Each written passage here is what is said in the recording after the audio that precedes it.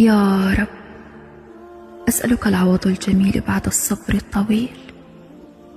يا رب، جبرا لقلبي واستجابة لدعائي. اللهم لا تحبط لي دعوة تمنيتها بقلبي. اللهم إني أسألك خيرا في كل اختيار، ونورا في كل عتمة، وتيسيرا لكل عسير، وواقعا لكل ما أتمنى. يا الله،